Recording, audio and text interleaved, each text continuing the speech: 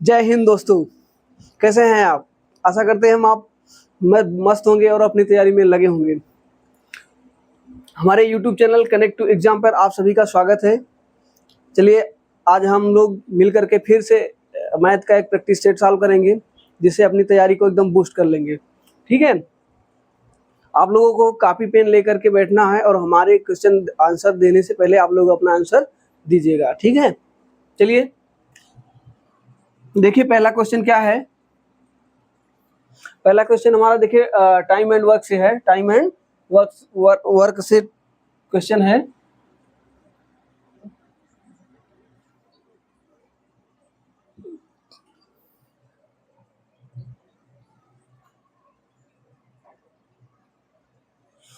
कह रहा है क्वेश्चन क्या कह रहा है, देखिए पहला क्वेश्चन कह रहा है कि पाइप एक खाली टंकी को 14 घंटे में भर सकता है। एक अन्य पाइप बी के साथ मिलकर यह पाइप इसी खाली टंकी को 10 घंटे में भर सकता है। पाइप बी इसी खाली टंकी को अकेले कितने घंटे में भर सकता है। ठीक है, देखिए इसमें इसको हम दो तरीके से आपको समझाएंगे। पहले तो आप एक मेथड है उसको समझिएगा, फिर उसके बाद हम आपको कुछ लॉजिक सिखाएंगे। लॉजिक से भी क्वेश्चन को बहुत जल्दी सॉल्व कर सकते हैं, कैसे वो भी देखिएगा। देखिए पाइप ए एक खाली टंकी को कह रहा है कि देखिए हम कैसे करते थे, ए कितना टाइम ले रहा है 14 घंटे।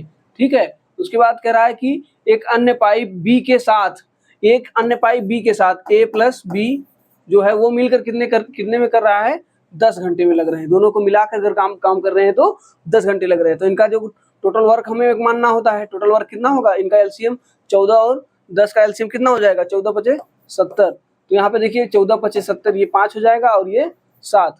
ठीक है, तो यहाँ से हमसे पूछा गया कि पाइप बी खाली टंकी को अकेले कितने घंटे में भर सकता है। तो हम यहाँ से बी की क्षमता निकालना चाहें। देखिए यहाँ पे ए की क्षमता 5 है और ए प्लस बी की क्षमता अगर 7 है, तो यहाँ से हम कह सकते हैं कि बी की क्षमता कितनी हो जाएगी, 2 हो जाएगी।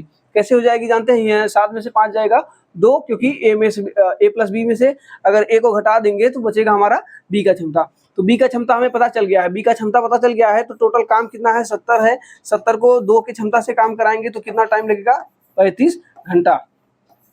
ठीक है, 35 आवर।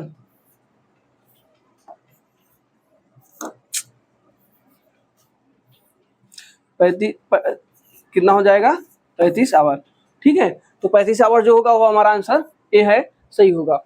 इस क्वेश्चन को देखिए थोड़ा सा आपको आसान ये भी है, लेकिन एक तरीका और है जो आप समझिएगा, थोड़ा सा लॉजिक। हम ये कह सकते हैं कि देखिए अगर पाइप ए अकेले टंकी को 14 घंटे में अकेले भरता तो उसे 14 घंटे लगते। ठीक है, और बाद में बी के साथ भर रहा है तो कितने घंटे लग रहे हैं, 10 घंटे लग रहे हैं।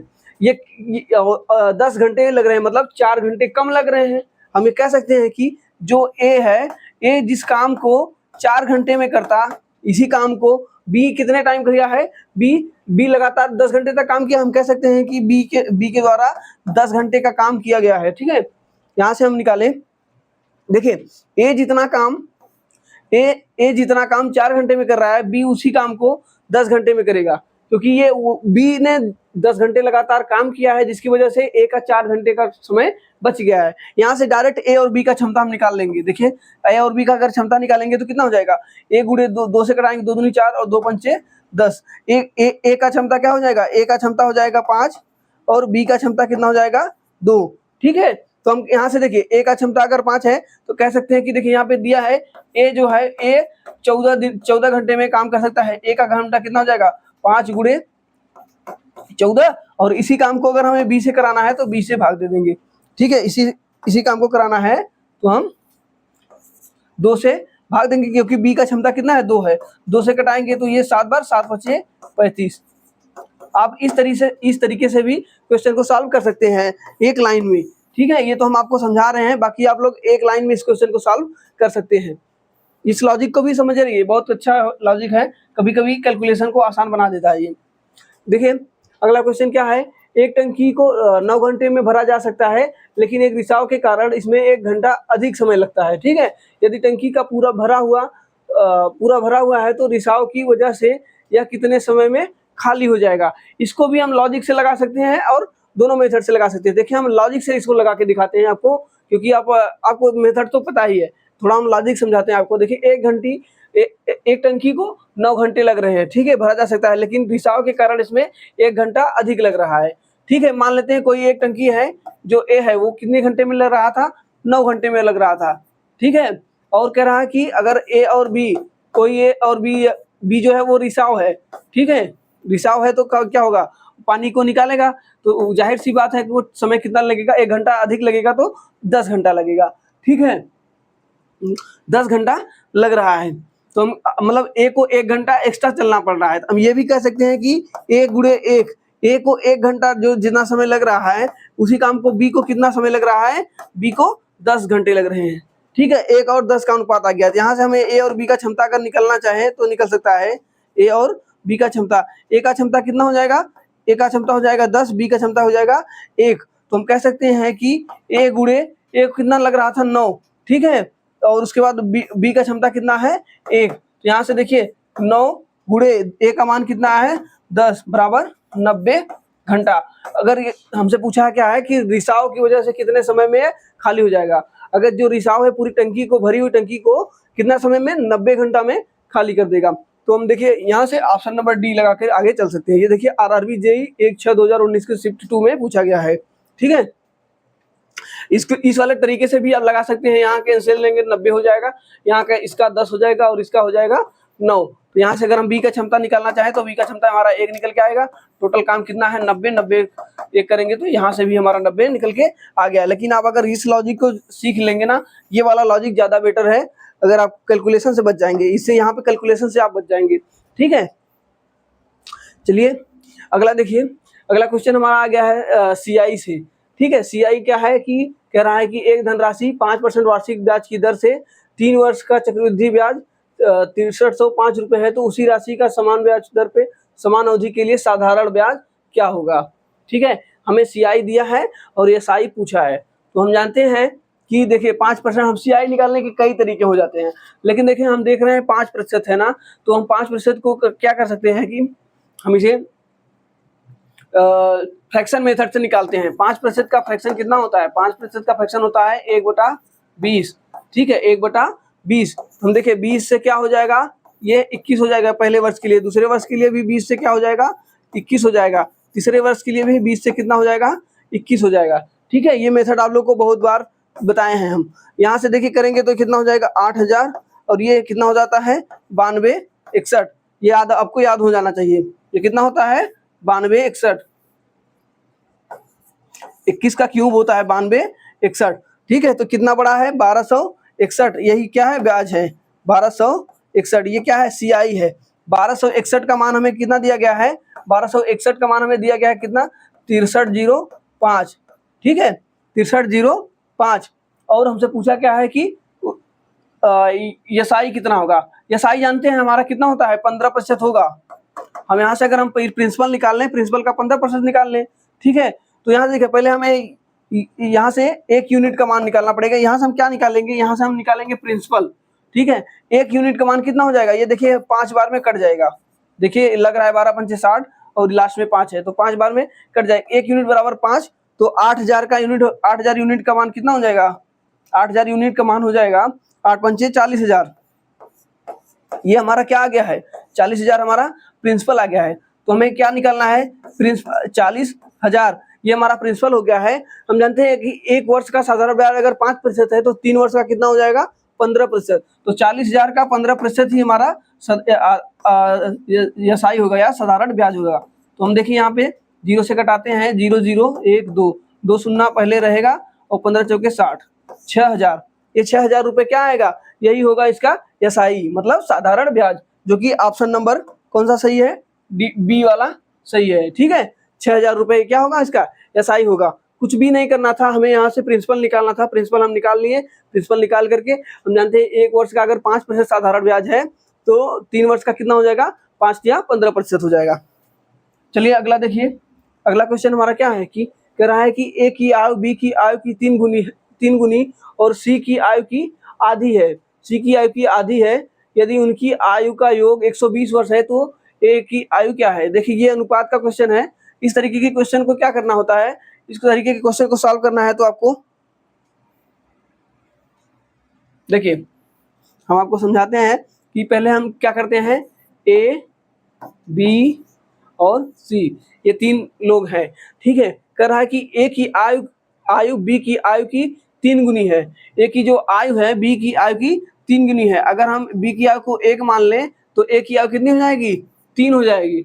और क्या बोला है कि ए की जो उसी ए की ही आयु और किसके लिए लगेगा, फर्स्ट पर्सन के लिए ए, तो यहाँ से हम पढ़ेंगे कैसे कि ए की आयु सी की आयु की आधी है, सी की आयु की आधी है। तो हम कह सकते हैं कि सी अगर आधी है तो ये 3 है, तो इसका मान कितना होगा, 6 होगा।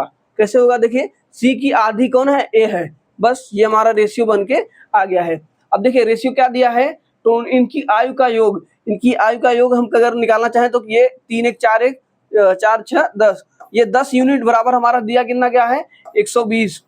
10 यूनिट बराबर 120, तो 1 यूनिट बराबर कितना हो गया है, 12। हमें 1 यूनिट का मान पता चल गया है, हमसे जो भी पूछेगा अब हम बता लेंगे। कराए तो ए की आयु क्या है, ए की आयु कितना है, 1 यूनिट का मान 12 है, तो 3 यूनिट का मान कितना हो जाएगा, 12 तिहाई 36। तो ए की जो आयु है वो कितनी है, 36 वर्ष है। देखिए हमने कितने आसानी से इसे फ्रैक्शन रेशियो मेथड का यूज करके इस क्वेश्चन को सॉल्व कर लिया। देखिए आरआरबी एनटीपीसी 1/2/2021 के शिफ्ट 1 में फर्स्ट स्टेज में पूछा गया है। ये सारे के सारे क्वेश्चन जो है वो रेलवे के प्रीवियस ईयर क्वेश्चन है। तो देखिए ऑप्शन नंबर डी जो है वो सही हो जाएगा। ठीक है, हम देखिए आप लोगों को स्मार्ट वर्क सिखा रहे हैं। स्मार्ट वर्क एग्जाम में जो आप काम में आए, जो भी एग्जाम में काम आए उस तरीके से हम आपका सॉल्व करा रहे हैं। बाकी आप लोग जो मेथड अच्छा लगे आप उसको फॉलो करते रहिए। आप लोगों का अपना खुद का मेथड हो, यही हम चाहते हैं कि जैसे हम समझा रहे हैं जरूरी नहीं आप हमारा ही मेथड फॉलो करिए, लेकिन आपका दिमाग खुले, आपको उस तरीके से पढ़ाया जा रहा है। ठीक है, चलिए देखिए अगला क्वेश्चन क्या है, कह रहा है कि 40 छात्रों द्वारा प्राप्त अंकों का माध्य 68 है। ठीक है, बाद में यह पाया गया कि अंक 25 को गलती से 45 पढ़ा गया है। ठीक है, सही माध्य ज्ञात कीजिए। इस तरीके के क्वेश्चन को सॉल्व करना है। देखिए क्या होता है कि देखिए हमें यहाँ पे 40 छात्रों के मार्क अंकों के माध्य 68 दिया गया है। यहाँ पे कहा है कि 25 को गलती से 45 पढ़ लिया गया है। अगर 25 से 45 पढ़ लिया गया है तो कितना एक्स्ट्रा हुआ है, तो अगर हम देखें तो यहाँ से कितना एक्स्ट्रा हुआ है, यहाँ से 25 में से 45 मतलब 20 नंबर जो है वो एक्स्ट्रा हुआ है। तो अगर 20 नंबर एक्स्ट्रा हुआ है तो ये सबके लिए होगा, सबको बटा होगा तभी तो ये सबको बटा है। तो हम कह सकते हैं कि देखिए इसके लीनियर मेथड जो कहता है, लीनियर मेथड में क्या होता है, 40 छात्र हैं जिनका औसत कितना है, 68 है। ठीक है, बाद में यह पाया गया कि 25 अंक को गलती से 45 पढ़ा गया है। 68 ये तब है जब इसमें 20 को शामिल किया गया था, मतलब ये 20 बढ़ा करके शामिल किया गया था तब है। तो हम कह सकते हैं कि देखिए ये टोटल लोग कितने हैं, 40 लोग हैं। ठीक है, तो 40 लोग हैं तो ये 20 अंक जो है वो 40 लोगों को अगर बांटा गया होगा तो सबको आधा आधा दिया गया होगा। ठीक है, सबको आधा आधा दिया गया होगा। तो हम कह सकते हैं कि जो 20 नंबर है अगर ये 40 लोगों में बांटा जाएगा तो कितना एक लोग को कितना एक्स्ट्रा मिला होगा, 5 एक्स्ट्रा मिला होगा, जिसकी वजह से औसत हो गया है 68। तो अगर हमें 5 सब में से निकाल लिया जाए तो 68 में से 0.5 को निकालेंगे तो हमारा हो जाएगा 67.5। ये बात आप लोग को समझ में आ रही है। जो इनका जो नया औसत होगा रियल में वो कितना था, 67.5 था। लेकिन अगर हम 25 की जगह 45 लिख दिए होते तो ये सबको 20 नंबर जो है ना, ये 20 नंबर ये सबको 40 लोगों को 20 नंबर में 40 लोगों को अगर बांटा जाता तो वो 0.5 मतलब आधा आधा नंबर सबको एक्स्ट्रा मिलता। रियल में ये वाला हमारा जो औसत है ये होना चाहिए था, लेकिन 25 की जगह में 45 पढ़ लिया गया था, जिसकी वजह से जो इनका औसत हो रहा था वो कितना आ रहा था, 68 आ रहा था। जो इसका रियल में आंसर हो कितना होगा, 67.5। तो देखिए ऑप्शन नंबर कौन सा सही है, ऑप्शन नंबर डी सही है। ठीक है, ये भी देखिए रेलवे के लिए रेलवे एनटीपीसी 10/1/2021 शिफ्ट 1 में पूछा गया है। ये भी बढ़िया क्वेश्चन है, आप लोग को अच्छे से समझ में आना चाहिए। चलिए देखिए अगला हमारा आ गया रेलगाड़ी से। रेलगाड़ी देखिए क्या कर रहा है कि एक रेलगाड़ी 35 किलोमीटर की दूरी 60 मिनट में तय करती है, तो उसे 105 किलोमीटर की दूरी तय करने में कितना समय लगेगा। देखिए अब यहाँ पे आप लोग क्या कर सकते हैं, यहाँ पे हम पहले तो निकाल लें इनकी स्पीड क्या है। ठीक है, स्पीड निकाल लें, फिर उसके बाद यहाँ पे डिस्टेंस से भाग दें तो यहाँ से समय निकलेगा। ठीक है। लेकिन आप लोगों को हम शुरू से एक तरीका से एक चीज समझाते आए हैं कि जैसे हम जानते हैं कि डिस्टेंस बराबर क्या होता है, डिस्टेंस बराबर होता है स्पीड इंटू टाइम होता है, स्पीड इंटू टाइम। यहाँ पे देखिए अगर हम कह दें कि स्पीड स्पीड जो है वो नियत है, यहाँ देखिए दोनों कंडीशन में क्या है, स्पीड, दोनों कंडीशन में स्पीड चाल जो है वो समान है। जब चाल समान हो जाएगी तो हम चाल को तो स्थिर रख देंगे तो हमें कोई प्रभाव नहीं पड़ेगा। हम अगर टी को बढ़ाएंगे, समय को बढ़ाएंगे तो डिस्टेंस क्या हो जाएगा, ज्यादा होगा। समय को घटाएंगे तो डिस्टेंस आधा, डिस्टेंस जो होगा वो कम होगा, क्योंकि ये जो टाइम है और डिस्टेंस है ये डायरेक्टली प्रोपोर्शनल है। आप लोग फिजिक्स में पढ़े होंगे प्रोपोर्शनल। प्रोपोर्शनल का मतलब होता है कि जो अगर बटे में होता तो ये उल्टा व्यवहार करता, बटे में नहीं है, ये डायरेक्ट है, ये सीधा व्यवहार करेगा। तो हम इस कंडीशन में क्या करेंगे कि देखिए यहाँ पे जो होगा इनका जो डिस्टेंस का रेशियो होगा ना, वो d1/d2, जो d1/d2 का रेशियो होगा वो क्या होगा, t1/t2। ठीक है, जितना ज्यादा समय लगेगा उतना ज्यादा दूरी तय करेगा, जितना कम समय लगेगा उतना कम दूरी तय करेगा। कब, जब स्पीड समान हो। दोनों कंडीशन में अगर स्पीड समान है तो देखिए यहाँ पर भी कहा है कि एक रेलगाड़ी 35 किलोमीटर की दूरी 60 मिनट में तय करती है, उसे 105 किलोमीटर की दूरी तय करने में कितना समय लगेगा। तो इस तरीके के क्वेश्चन में देखिए यहाँ पे हमें क्लियर हो रहा है कि जो इसका स्पीड है वो नियत है, मतलब स्पीड पहले वाले कंडीशन में भी स्पीड वही है और सेकंड वाले में। तो हम इस वाले इक्वेशन को समझ करके लगा देंगे। अब देखिए पहले कितना दूरी तय करना था इसे, पहले ये तय करता था कितना, 35 किलोमीटर, 35 किलोमीटर। दूसरा कितना कर रहा है, 105 किलोमीटर। यहाँ से हम पहले वो टाइम कितना लेता था, 60 मिनट, अब कितना ले रहा है, x मिनट। यहाँ से डायरेक्ट हमारा मिनट आएगा। सबसे बढ़िया बात तो यही है कि यहाँ पे अगर ये मिनट में दिया है तो ये मिनट में आएगा, घंटे में दिया होता तो घंटे में आता। इससे हमें यूनिट समान करने की कोई जरूरत नहीं है। तो ठीक है, तो हम यहाँ से यहाँ जो भी x का मान आएगा वो डायरेक्ट मिनट में आएगा। तो देखिए 35 से कटाएंगे तो 35 से यहाँ कितना होता है, 105 होता है। x का मान कितना, x यहाँ पे गुणा हो जाएगा, 3 का गुणा यहाँ पे हो जाएगा। तो हम कह सकते हैं कि x बराबर कितना हो जाएगा, 120 मिनट। ये कितना आएगा, 120 मिनट, मतलब 2 घंटे। 2 घंटे अगर दिया हो तो या 100 मिनट, यहाँ पे देखिए 120 मिनट डायरेक्टली दिया गया है। यहाँ से देखिए हमने बिना स्पीड को निकाले इस आंसर को लगा दिया है। आप स्पीड निकाल करके भी लगा सकते हैं, स्पीड निकालना भी बहुत कठिन बात नहीं है। लेकिन अगर आप इस इक्वेशन को बढ़िया से समझे रहेंगे तो आप बहुत ही कम कैलकुलेशन में बहुत ही कम समय में आंसर दे सकते हैं। ठीक है, यही सब ट्रिक आप लोग को समझना है। ये ट्रिक नहीं है, ये तरीके का बेसिक ही है। आपका अगर कॉन्सेप्ट क्लियर है तब ठीक है। बाकी आपको हमारा चैप्टर वाइज जो श्रृंखला चल रही है मैथ का वो भी आप देखते रहिए। उसमें भी हम बहुत ही आपको बेसिक्स तरीके से लेकर के सारे जितने भी ट्रिक बनते हैं, जितने भी लॉजिक बनते हैं, हम आपको सभी सिखाते हुए आपको आपकी तैयारी को आगे बढ़ा रहे हैं। तो आप उसको भी देखिए और ये हमारे साथ प्रैक्टिस करते रहिए। जो भी चैप्टर का नया नया होगा वो आपको कराते रहेंगे। और भी जो भी आपकी दिक्कत होगी आप कमेंट बॉक्स में दीजिएगा, हम उस चैप्टर को पहले कराएंगे। ठीक है, चलिए देखिए अगला क्वेश्चन हमारा आ गया है कि 66 किलोमीटर प्रति घंटा की रफ्तार से यात्रा करने वाली ट्रेन 33 सेकंड में 465 मीटर लंबा पुल पार करती है। ठीक है, ट्रेन कितनी लंबी थी। देखिए आपको बताए हैं कि जब भी आप किसी खंभे को पार करते हैं तो ट्रेन अपनी लंबाई को पार करती है, लेकिन अगर किसी पुल को पार करती है तो वो अपनी लंबाई और पुल दोनों की लंबाई को पार करती है। ठीक है, यही लॉजिक इसमें लग रहा है। अब देखिए हम जानते हैं कि अगर 66 किलोमीटर प्रति घंटा की चाल से कोई ट्रेन यात्रा कर रही है तो 33 सेकंड में कितनी दूरी तय करेगी, पहले तो हम ये निकाल लें। तो देखिए जो 66 किलोमीटर प्रति घंटा है इसको हम मीटर पर सेकंड में लगाने के लिए क्या करेंगे, 5/18 से गुणा करेंगे और स्पीड इंटू टाइम होता है हमारा डिस्टेंस। तो स्पीड इंटू टाइम 33 सेकंड से भाग देंगे। तो देखिए यहाँ पे अगर हम कटाएं तो ये जाएगा 6 बार 11 बार में, ये 6 3 18, 3 से 11 बार, और क्या होगा 11 25 55 और 55 गुणे 11, 11 25 55, 11 25 55 और 5 55 5 कितना होता है, 605 हो जाएगा। ठीक है, तो ये 605 किलोमीटर नहीं 605 मीटर आएगा, क्योंकि हमने पहले ही चेंज कर दिया है। तो 605 मीटर हो जा रहा है।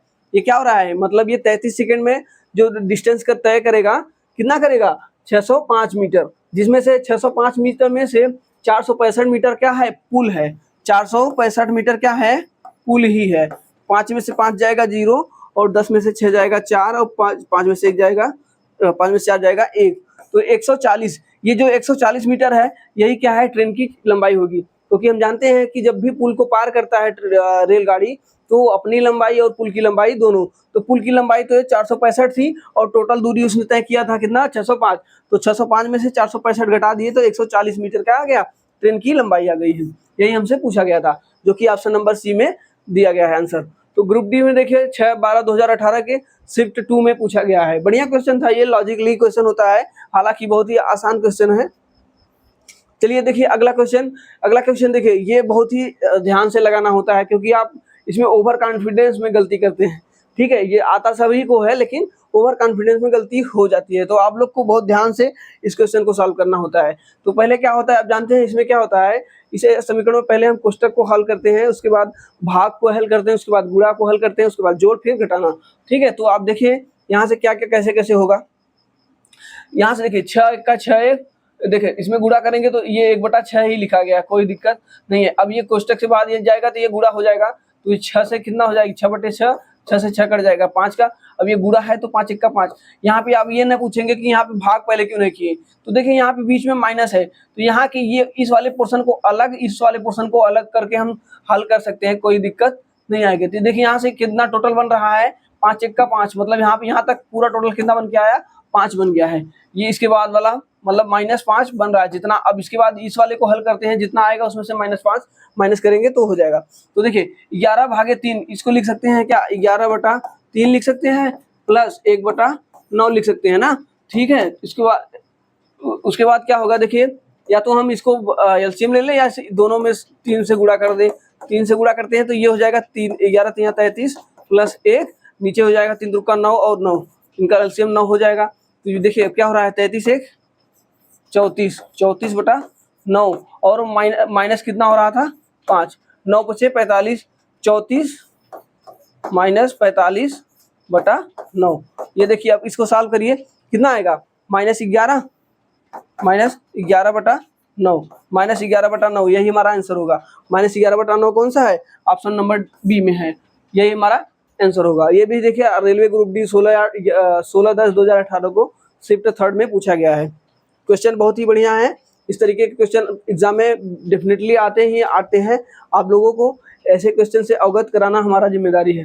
ठीक है, चलिए देखिए उस वर्ग का परिमाप ज्ञात कीजिए जिसका क्षेत्रफल 8 सेमी और 16 सेमी है। ठीक है, विकर्णों वाले एक समचतुर्भुज का क्षेत्रफल के बराबर है। अच्छा ठीक है, इसमें दिया गया है कि हमें पूछा है कि वर्ग का परिमाप। ठीक है, वर्ग का परिमाप क्या होता है, 4 गुणे भुजा होता है, लेकिन हमें भुजा कैसे प्राप्त होगा, ये बहुत ही जरूरी है। तो देखिए इसमें कहा है, इसमें देखिए की पॉइंट क्या कहा है कि ऐसे उस वर्ग का परिमाप ज्ञात कीजिए जिसका क्षेत्रफल 8 सेमी और 16 सेमी विकर्ण वाले एक समचतुर्भुज के क्षेत्रफल के बराबर है। तो यहाँ पे देखिए वर्ग का क्षेत्रफल कहा है कि जो एक वर्ग है, वर्ग का क्षेत्रफल जो है ना वो किसके बराबर है, वर्ग का जो क्षेत्रफल है वो समचतुर्भुज के बराबर है। ठीक है, समचतुर्भुज के क्षेत्रफल के बराबर है, समचतुर्भुज के क्षेत्रफल के बराबर है।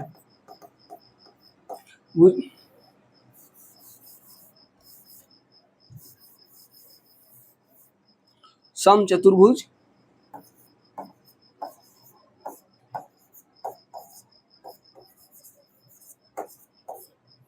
समचतुर्भुज के क्षेत्रफल के बराबर है। ठीक है, तो हम जानते हैं कि पहली बात तो हमें पता होना चाहिए कि समचतुर्भुज का क्षेत्रफल क्या होता है।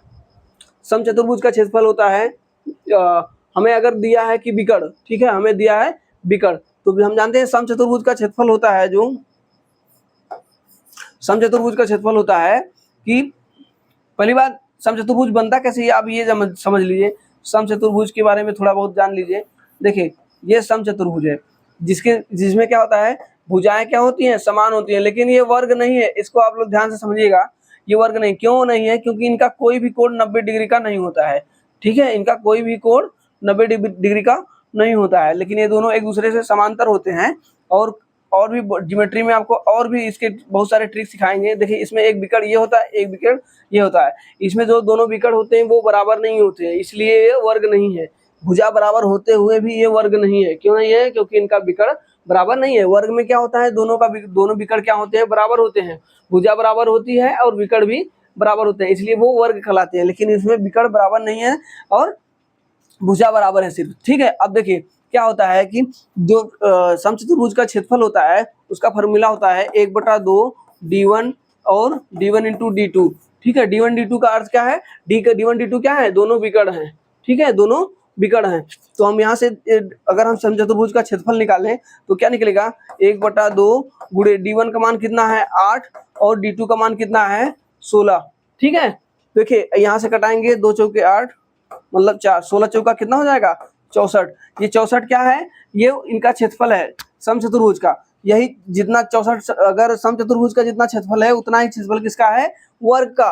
वर्ग का भी क्षेत्रफल वही है। तो हम कह सकते हैं कि अगर किसी वर्ग का क्षेत्रफल कितना होता है, किसी वर्ग का क्षेत्रफल होता है ए स्क्वायर। ए स्क्वायर का मान कितना दिया गया है, ए स्क्वायर का मान दिया गया है हमें 64। तो ए का मान कितना हो जाएगा, ए का मान हमारा हो जाएगा 8। हमें क्या मतलब ए क्या है, वर्ग की भुजा है। तो हम यहाँ से ए का मान अगर हम ज्ञात कर लिए हैं तो परिमाप निकालना चाहें तो क्या होता है, भुजा 4 गुणे भुजा होता है। तो भुजा का मान कितना है, ए है, तो 4 गुणे भुजा करेंगे, 4 गुणे 8 करेंगे तो कितना हो जाएगा 32। 32 मीटर है तो मीटर में आएगा, या सेमी है तो सेमी में आएगा। तो जो कि ऑप्शन नंबर ए सही है।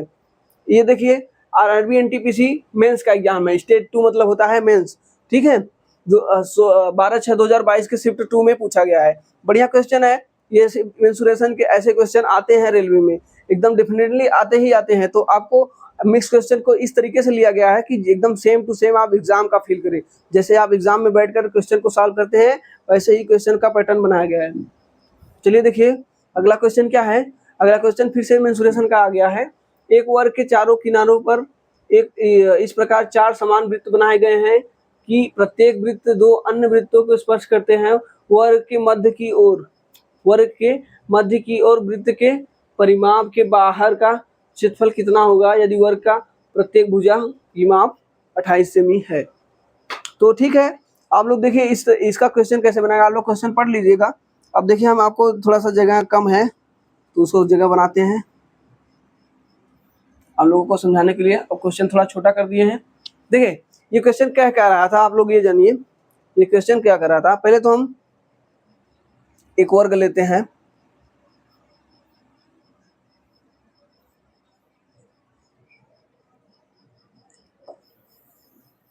देखिए ये क्वेश्चन में क्या होता है, ऐसे मेंसुरेशन के क्वेश्चन में क्या है, आपको फिगर बनाना आना चाहिए, ठीक है।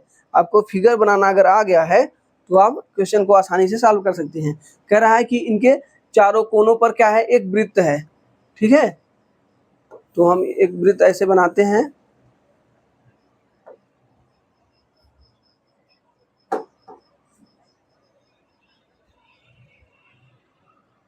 इसका जो फिगर बनेगा वो कैसे बनेगा, आप लोग बस यही समझना है।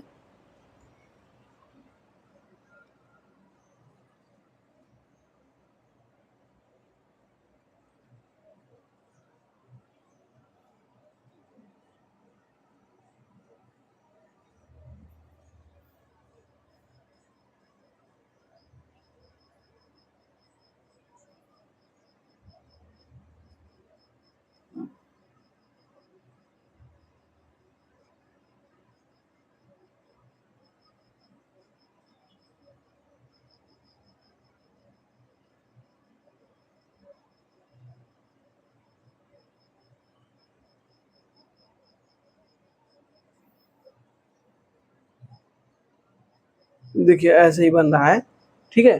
देखिए इसका ये फिगर यही बनेगा, यही फिगर वो बोल रहा है। तो यहाँ पे पूछा क्या है जानते हैं, पूछा ये है कि जो जो ये वृत्त है ना, चारों की त्रिज्याएं क्या है, समान है। और यहाँ पे हमें वर्ग की क्या दी गई है, भुजा दी गई है। वर्ग की प्रत्येक भुजा की माप कितनी है 28 सेमी। अगर भुजा की माप टोटल 28 सेमी है तो हम कह सकते हैं कि 14 यहाँ पे होगी, 14 यहाँ पे होगी। तो यहाँ से हम कह सकते हैं कि वृत्त की जो त्रिज्या है वो कितनी है, 14 है। हमसे पूछा क्या गया है, हमसे ये बाहरी भाग पूछा गया है, मतलब ये जो वृत्त के अलावा है। तो इसका क्षेत्रफल कैसे निकालेंगे, इसका क्षेत्रफल कैसे निकालेंगे। देखिए क्या होता है कि किसी भी वृत्त में टोटल कितने अंश के कोण होते हैं, 360 डिग्री के कोण होते हैं, ठीक है। तो देखिए एक त्रिभुज में एक वृत्त यहाँ से यहाँ अगर देखें तो कितने डिग्री का है, 90। ये जो हम त्रिज्यखंड देख रहे हैं, इस त्रिज्यखंड में 90 डिग्री का कोण बन रहा है और सभी का त्रिज्या बराबर है। 90 डिग्री का यहाँ बन रहा है, 90 डिग्री का यहाँ बन रहा है और 90 का यहाँ भी बन रहा है और यहाँ भी 90 का बन रहा है। अगर हम चाहें देखें तो अगर हम ये इस त्रिज्यखंड को चारों यहाँ 1 2 3 4 चारों त्रिज्यखंड को अगर हम मिला करके देखें ना तो हम एक वृत्त के बराबर की जगह ले रहा है, ठीक है, ये जो चारों त्रिज्यखंड है वो एक संपूर्ण वृत्त के बराबर का जगह ले रहा है या क्षेत्रफल के बराबर होगा। तो हम कह सकते हैं कि देखिए, हम अगर ये बचे हुए छायांकित भाग का क्षेत्रफल निकालना चाहें तो क्या करेंगे, ये टोटल वर्ग का क्षेत्रफल में से टोटल ये त्रिज्यखंड के क्षेत्रफल को माइनस कर देंगे तो बचा हुआ जो क्षेत्रफल होगा वो इसका होगा। बस हमें यही लॉजिक समझना था। तो देखिए क्या होता है कि हम जानते हैं वर्ग का क्षेत्रफल क्या होता है, भुजा स्क्वायर। भुजा कितनी है 28 गुणे 28, ये तो हमारा क्या हो जाएगा भुजा, या 28 का स्क्वायर हम लिख ही देते हैं। ठीक है, या तो हम 28 का स्क्वायर लिख ही दें तो क्या होगा, 28 का स्क्वायर होता है कितना, नहीं पता है तो 28 का गुणा करिए, या 28 28 गुना 56 14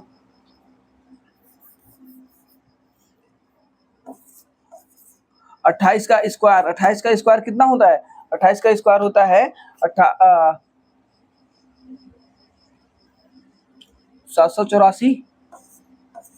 28 का स्क्वायर कितना होता है 784 होता है।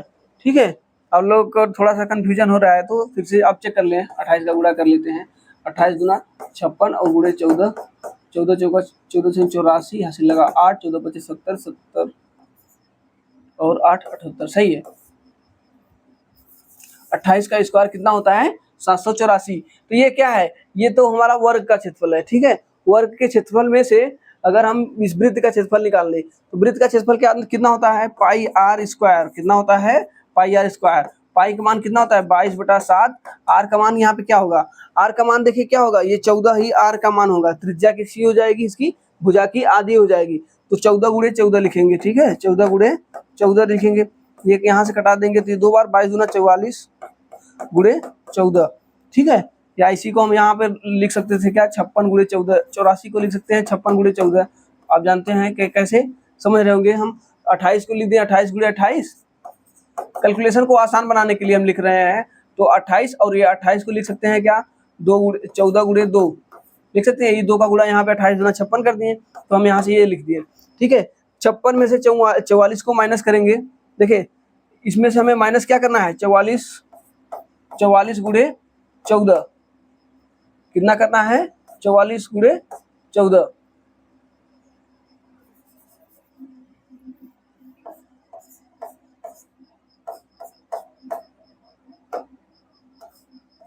ठीक है, 44 गुणे 14, 56 में से 44, यहाँ पे 14 कॉमन ले लिया है, अगर 14 में कॉमन लेते हैं तो ये हो जाएगा 56 माइनस 44। ठीक है, 56 माइनस 44, 56 में से 44 जाएगा तो कितना बचेगा 12, मतलब यहाँ पे जो आंसर होगा 12 गुणे 14, 12 गुणे 14। तो 12 का स्क्वायर कितना होता है, 12 का स्क्वायर होता है 144 और 144 और 24 कितना हो जाएगा 24, 168। ठीक है, 12 14 14 दूना 28, 14 1 का 14, 14 2 16, 168। 168 जो होगा ये क्या हो जाएगा, यही हमारा ये छायांकित भाग का क्षेत्रफल हो जाएगा 168 सेमी स्क्वायर, जो कि ऑप्शन नंबर ए है वो सही है। कुछ नहीं करना था आपको, पूरे वर्ग के क्षेत्रफल में से इस टोटल त्रिज्यखंड का क्षेत्रफल को माइनस कर देंगे तो हमारा ये जो निकल के आएगा ये छायांकित भाग का क्षेत्रफल निकल के आएगा, ये वाले भाग का क्षेत्रफल। यही हमसे पूछा गया था। अच्छा क्वेश्चन था, ऐसे क्वेश्चन रेलवे में आते ही आते हैं, आप लोग इसको बहुत ध्यान से समझिएगा।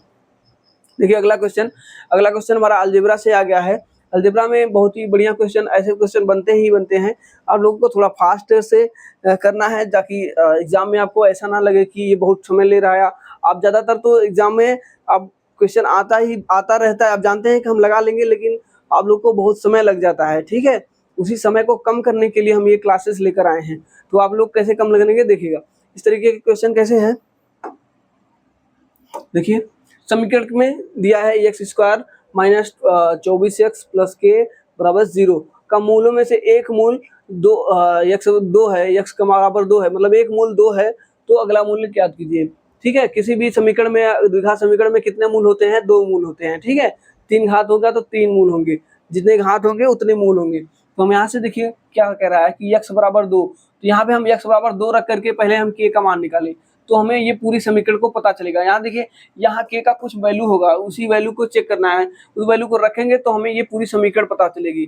ठीक है, तो देखिए x की जगह हम क्या रखेंगे 2, x बराबर 2 दिया है तो x की जगह 2 रखते हैं तो क्या होगा 2 दूनी 4 हो जाएगा, माइनस 24 दूना कितना हो जाएगा 48 और प्लस k बराबर कितना हो जाएगा 0। 48 में से 4 जाएगा तो कितना बचेगा 44 माइनस 44 उधर जाएगा तो क्या के बराबर कितना निकल के आया 44। ठीक है, के बराबर 44। तो जहाँ के है वहां पे हम रखेंगे 44। तो वहां से हमारा एक समीकरण बनेगा, क्या बनेगा देखिएगा, x square minus 24x plus 44 बराबर 0।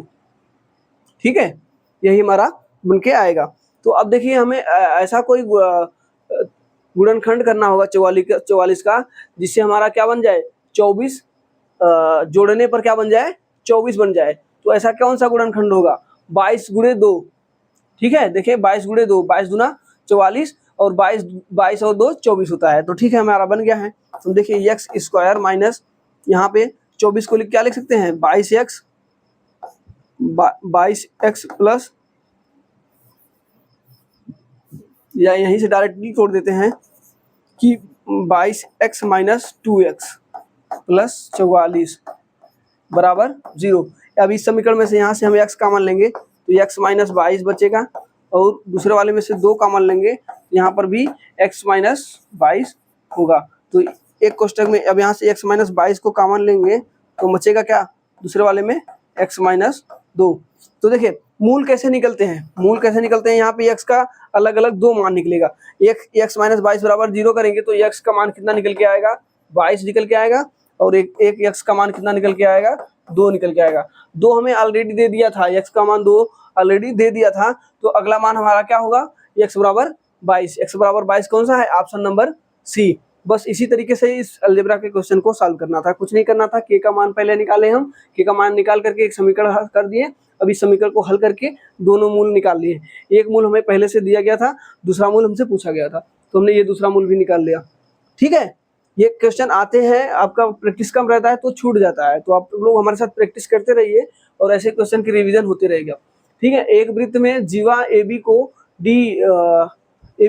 को D पर स्पर्श रेखा DE को स्पर्श करने के लिए विस्तारित किया जा रहा है। ठीक है, यदि AB बराबर 24 सेमी, BD बराबर 8 सेमी, तो DE की लंबाई ज्ञात कीजिए।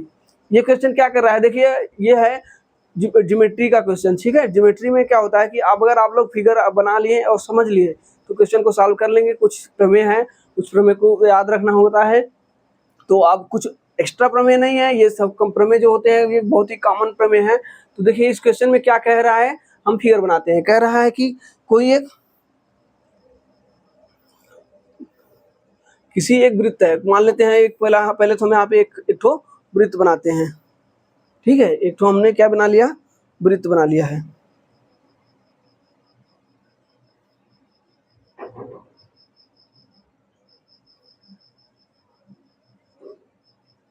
एक हमने यहाँ पे क्या बना लिया है वृत्त बना लिया है। और क्या कहा है हमसे कि एक कोई वृत्त की जीवा है, मान ले कि एक यहाँ से यहाँ तक की एक ठो जीवा है, कौन है A और B। और क्या कह रहा है कि इस जीवा को आगे बढ़ाते हैं एक स्पर्श रेखा क्या है D और E है। यहाँ पर अगर D है तो यहाँ पे क्या है E है। ठीक है, D और E है, तो यहाँ से BD का मान हमें दिया गया है कितना 8, और क्या दिया है AB का मान कितना दिया गया है 24। ठीक है, AB का मान 24, BD का मान 8 दिया गया है। तो हमसे DE का मान पूछा है, क्या पूछा है DE का मान। तो ऐसे में क्या होता है कि देखिए इस वाले कंडीशन में क्या होता है कि DE, देखिए यहाँ से क्या हो जाएगा DE का स्क्वायर बराबर क्या होता है, एक बार हम D को B के साथ लेंगे, एक बार D को A के साथ लेंगे, तो क्या हो जाएगा BD गुणे AD। ठीक है, BD गुणे AD। तो BD का मान हमारा कितना है, BD का मान हमारा दिया गया है 8, और AD का मान कितना हो जाएगा, A और D का मान ये 24 है और ये 8, 24 8 कितना हो जाएगा 32। ठीक है, 24 8 कितना हो जाएगा 32। तो D का मान क्या होगा 32 का ये गुणा कर देते हैं, या तो हम इसको सॉल्व कर सकते हैं कि 2 के पावर, चलिए गुणा ही कर देते हैं 32 में, 8 दूनी 16, 8 3 24, 24 और 1 25, 256। ये 256 आ गया गुणा करने पर। कब आया DE का स्क्वायर है, हमसे DE का स्क्वायर नहीं पूछा है, हमसे DE का मान पूछा है। DE का मान पूछा है तो हम DE का मान कैसे निकालेंगे, इसका वर्गमूल कर देंगे। कितना हो जाएगा 256 का वर्गमूल। 256 का वर्गमूल क्या होगा, 256 का वर्गमूल होता है 16। ठीक है, कितना होता है 256 का वर्गमूल 16। तो जो हमारा DE का मान होगा वो कितना हो जाएगा, यहाँ से आता है x का मान कितना हो जाएगा 16 हो जाएगा। 16 सेंटीमीटर, जो कि ऑप्शन नंबर सी सही होगा। इसमें प्रमेय यही होता है कि DE बराबर हो जाता है AD गुणे BD, ठीक है, AD गुणे BD। ये इस वाले प्रमेय से ये क्वेश्चन को सॉल्व किया गया है, ठीक है। DE स्क्वायर हो जाएगा, सॉरी DE का स्क्वायर होता है। चलिए अगला देखिए, अगला क्वेश्चन क्या है। अगला क्वेश्चन है कि सम अष्टभुज की प्रत्येक अंतःकोण का माप क्या होता है। देखिए ये रेलवे का फेवरेट क्वेश्चन है, ये आपको हर शिफ्ट में मिलता है। तो देखिए अष्टभुज के प्रत्येक अंतःकोणों का माप क्या होता है, तो इसके लिए थोड़ा सा हम आप लोगों का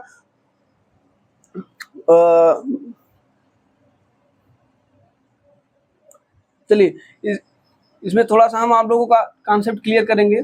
कॉन्सेप्ट अगर आप लोग का हो जाए तो देखिए, पहले बात तो बहुभुज क्या होता है जानते ही हैं, जो कम से कम 3 भुजाओं से घिरी हुई बंधाकृति ही होगी, ठीक है। तो हम जैसे मान लीजिए त्रिभुज भी क्या है, एक बहुभुज है। त्रिभुज भी क्या है, एक बहुभुज है, ठीक है। त्रिभुज एक क्या है, बहुभुज है। तो यहाँ पे देखिए इसमें क्या क्या होगा, यहाँ पे देखिए इसको बोलेंगे आंतरिक कोण, ठीक है। और क्या होगा, और इसका बाह्य कोण क्या हो जाएगा, ये हो जाएगा, ये इसका बाह्य कोण हो जाएगा। ये यहाँ से ऐसे यहाँ पर रखेंगे ना, सॉरी एक इसको यहाँ बढ़ाए तो यहाँ बढ़ाएंगे, इसका बाह्य कोण यहाँ पे होगा, यहाँ पे एक कोण होगा, ठीक है। और एक यहाँ पे कोण है, तो अगला वाला क्या हो, कहाँ से हो जाएगा, देखिए ये है, तो इसका बाह्य कोण ये हो जाएगा, ठीक है। ये अंतःकोण हो जाएगा और ये बाह्य कोण हो जाएगा। आप लोग को ये समझ लेना है।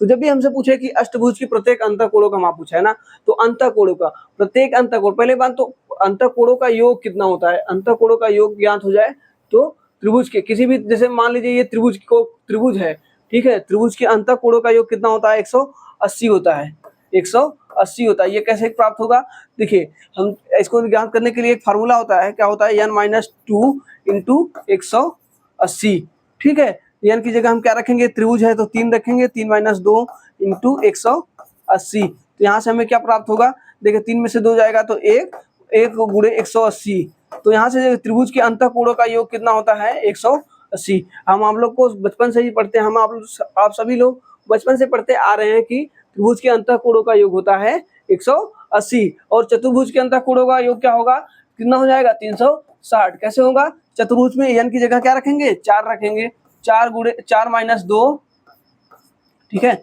4 - 2 गुणे 180, n-2 इंटू 180, इसलिए क्या आएगा, अंतःकोणों का योग आएगा, ठीक है। अगर ये चतुर्भुज है, अगर ये त्रिभुज है, हमें अगर ये सम त्रिभुज है या समबाहु त्रिभुज है, ठीक है, जिसकी भुजा बराबर है, अगर भुजा बराबर है तो कोण भी क्या होगा, बराबर होगा।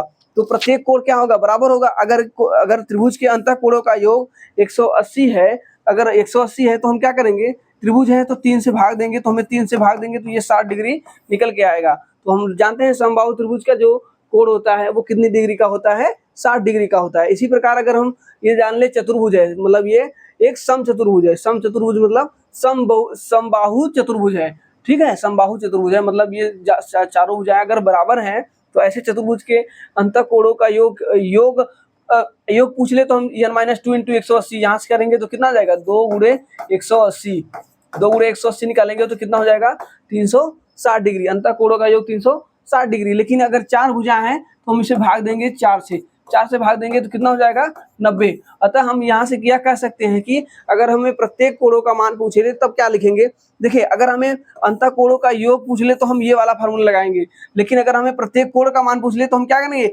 यहाँ पे n जितनी भुजा होगी उसी से भाग देंगे। तो फार्मूला क्या बन के आएगा, n-2 इंटू 180 बटे कितना हो जाएगा, n जितनी भुजा वही होगा। तो यहाँ से निकल के आएगा, ये क्या निकल के आ गया, ये निकल के आएगा प्रत्येक कोणों का योग, ठीक है। तो ऐसे ही हमारे जब पूछा है कितना, अष्टभुज के प्रत्येक अंतःकोणों का योग, अंतःकोणों का माप, प्रत्येक मतलब एक, लेकिन ये क्या है, सम अष्टभुज है। सम अष्टभुज का मतलब समझ रहे हैं ना, जैसे यहाँ पे त्रिभुज बन रहा था, चतुर्भुज रहता, ऐसे ही 8 भुजा होगा, वो क्या होगा, समान होगा, ठीक है। ये 8 भुजा जो होगा वो समान होगा, 1 2 3 4 5 6, ये तो 6 ही बना, 8 भुजा होगा, ठीक है। 8 भुजा कैसे बनेगा आप लोग बना लीजिएगा, 1 2 3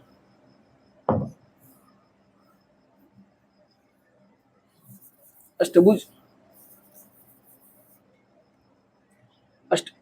बनाना है तो देखिए ऐसे ऐसे ऐसे ऐसे ऐसे ऐसे ऐसे और ऐसे, ये देखिए 8 भुज बन गया है। तो यहाँ भी भले ही बनना नहीं है सही से, लेकिन आप लोग समझिएगा ये अष्टभुज है, जो सारी भुजा क्या है आपस में बराबर है, तो कोण भी सब क्या होंगे, बराबर होंगे। तो इसमें ये वाला फॉर्मूला लगाएंगे तो आंसर आ जाएगा। देखिए n की जगह क्या रखेंगे, 8, 8 माइनस 2 इंटू 180 बटे कितना लिखेंगे, 8। n का मान कितना है, 8 है। तो देखिए क्या होगा है, 8 में से 2 जाएगा तो कितना निकलेगा, 6 निकलेगा, और 180 बटे कितना हो जाएगा है, 8। यहाँ से कटाएंगे, 2 से कटाएंगे, 2 तिहाई 6 और 2 चौके 8, 4 से कटाएंगे तो ये कितनी बार जाएगा, 45 बार। ठीक है, 45 का 3 में गुणा करेंगे तो कितना हो जाएगा, 135। कितना निकल के आएगा, आंसर हमारा हो जाएगा 135 डिग्री। मतलब प्रत्येक अंतःकोण का मान कितना हो जाएगा, अष्टभुज के 135 होगा, जो कि ऑप्शन नंबर सी सही होगा। ठीक है, चलिए अगला क्वेश्चन देखिए।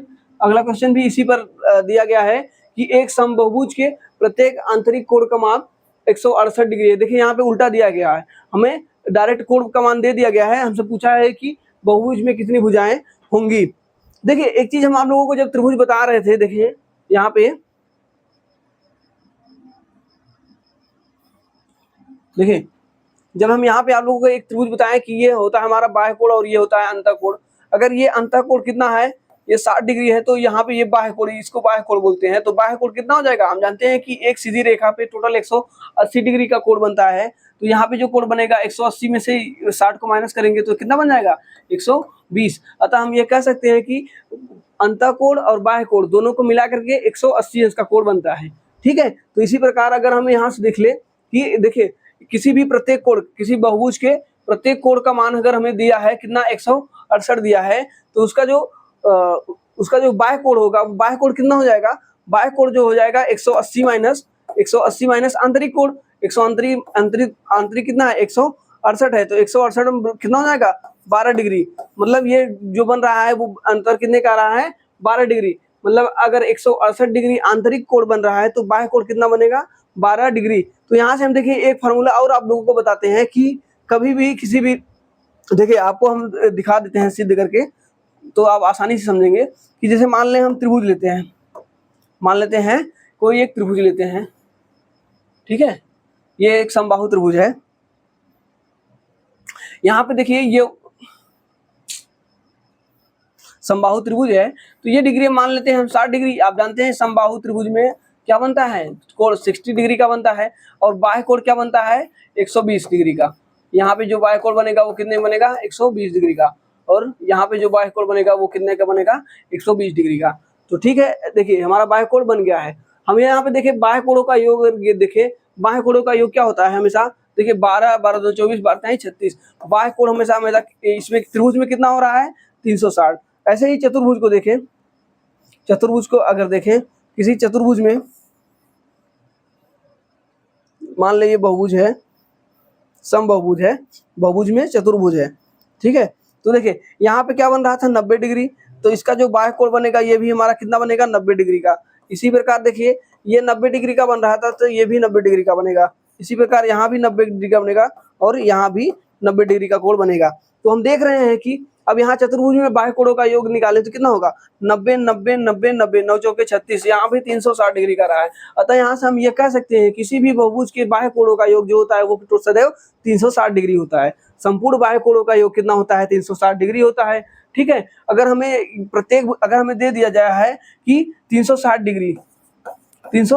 डिग्री हम जानते हैं कि बाह्य कोणों का योग कितना होता है, 360 डिग्री होता है। लेकिन अगर एक बाह्य कोण अगर हमें 90 डिग्री का है, तो 90 से अगर हम भाग देंगे तो हमें क्या पता चलेगा, 90 से कट कितनी बार जाएगा, ये 4 बार जाएगा। अतः इसे हमें पता चलेगा कि ये जो बहुभुज है वो कितनी भुजा है, 4 भुजा है। इसी प्रकार अगर हम देखें कि 168 डिग्री है, ये आंतरिक कोण है, तो बाह्य कोण कितना हो जाएगा, बाह्य कोण अभी आप लोग को निकाल के दिखाए थे, कितना आया था, 12 डिग्री आया था बाह्य कोण। मतलब एक बहुभुज के बाह्य कोण कितने हैं, 12 डिग्री। तो टोटल हम जानते हैं कि बहुभुज के टोटल कितने होते हैं, बहुभुज के बाह्य कोण टोटल कितने होते हैं, 360, और एक अगर 12 है तो 12 से हम भाग देंगे तो 12 तिहाई 36, मतलब ये 30। तो ये जो बहुभुज है उसमें कितने भुजा हैं, 30 भुजा होंगी। तो इसका जो आंसर निकल के आएगा 30, ऑप्शन नंबर सी आएगा। ये आप लोग को देखिए आरआरबी एनटीपीसी सीबीटी 2 मतलब ये होता है मेंस, जिसे आप बोलते हैं प्री और मेंस ना, तो ये मेंस का एग्जाम है, ठीक है, मेंस का पेपर हमें दिया गया था और ये बढ़िया क्वेश्चन है। अगर आप लोगों की ये लॉजिक क्लियर हो गए होंगे ना तो आप बहुत ही कम समय में बहुत ही जल्दी लगा लेंगे। आप लोग जानते हैं कि देखिए इसके क्वेश्चन में कुछ नहीं करना था, 168 डिग्री दिया था, हम सीधा इसमें बाह्य कोण निकालते हैं। ये आंतरिक कोण दिया है तो बाह्य कोण कितना हो जाएगा 12 डिग्री, और टोटल हम जानते हैं कितना होता है 360 डिग्री होता है। 360 डिग्री में से 12 से भाग देंगे तो यहाँ से हमारा निकल के आएगा 30 भुजा, मतलब ये जो आएगा भुजाओं की संख्या आ जाएगी, क्योंकि प्रत्येक भुजा अगर प्रत्येक कोण जो है वो 12 डिग्री का है और टोटल जोड़ने पर 360 बन रहा है, तो हम भाग देंगे तो भुजाओं की संख्या हमें प्राप्त होगी। ठीक है, तो यहाँ से 30 डिग्री क्या है इसका आंसर होगा, 30 डिग्री नहीं है 30 भुजा। ये जो समबाहुभुज है ना उसमें भुजाओं की संख्या कितनी होगी, वो 30 होगी। यही हमसे पूछा गया था। बहुत ही देखिए हमने आप लोगों को लिए 2-3 ठो एग्जाम्पल लेकर के समझाया ताकि आप लोगों को बहुत ही अच्छे से समझ में आ जाए। इसी प्रकार हम अगला क्वेश्चन को सॉल्व करेंगे। देखिए कहा है कि यदि एक समबाहुभुज का, देखिए जो अभी हमने इस पिछले क्वेश्चन में ये जो 360 डिग्री वाला बताया ना, इसका यूज करके आप इसमें बहुत सारे क्वेश्चन को सॉल्व कर सकते हैं। ठीक है, तो देखिए हम अगला क्वेश्चन देखिए दिखाते हैं आप लोग को। यदि एक समबाहुभुज के एक बाह्य कोण का योग बाह्य कोण जो है वो 40 डिग्री है तो समबाहुभुज की भुजाओं की संख्या ज्ञात कीजिए। अभी आप लोगों को बताएं टोटल योग कितना होता है, 360 डिग्री होता है, 360 डिग्री होता है। और ये 360 डिग्री को और जिसमें से एक बाह्य कोण कितना है 40 डिग्री का है, तो हम ज्ञात करें 4 9 36, मतलब ये जो भुजे जो इसमें 9 आया ये क्या है भुजाओं की संख्या है। जो इसमें बहुभुज है वो कितने भुजाओं की है, वो 9 भुजा की। ऑप्शन नंबर डी सही है। देखिए हमने कितनी आसानी से इस क्वेश्चन को सॉल्व कर लिया, क्योंकि अगर हमारा कॉन्सेप्ट क्लियर है तो हम बहुत ही कम समय में बहुत ही लॉजिक के साथ बहुत ही एक्यूरेसी के साथ क्वेश्चन को सॉल्व कर सकते हैं। देखिए अगला क्या है, यदि किसी समबाहुभुज का प्रत्येक अंतःकोण 160 डिग्री का है तो उस समबाहुभुज की भुजाओं की संख्या ज्ञात कीजिए। अब देखिए हमने आपको एक फार्मूला बताया था n-2 इंटू 180, आप इससे भी लगा सकते हैं। इसके बराबर आप लोग को रखना पड़ेगा, कितना दिया गया है प्रत्येक भुजा, तो यहाँ प्रत्येक के लिए हम क्या करेंगे भाग देंगे n और यहाँ पे रखेंगे कितना 160। अब यहाँ पे एक समीकरण बनेगा, इस समीकरण को सॉल्व करेंगे तब जाके इसका आंसर आएगा। लेकिन अगर आप लोग को ये 360 डिग्री वाला क्वेश्चन याद है तो आप लोग को देखिएगा, अगर किसी समबाहुभुज के प्रत्येक अंतःकोण अगर 160 है, अंतःकोण अगर 160 है तो बाह्य कोण कितना हो जाएगा, 180 में से 160 को घटाएंगे तो कितना हो जाएगा 180 माइनस 160 माइनस 160। ये देखिए अंतःकोण और बाह्य कोणों का योग 180 होता है, इसलिए हम 180 में से इसको 160 को घटाएंगे तो ये 20 डिग्री आएगा। ये 20 डिग्री क्या है, ये बाह्य कोण है। ठीक है, हमसे पूछा है भुजाओं की संख्या। भुजाओं की संख्या ज्ञात करने के लिए हम जानते हैं किसी भी बहुभुज के भुजाओं के बाह्य कोणों का योग कितना होता है 360 होता है। टोटल अगर 360 है और उसमें से 1 डिग्री एक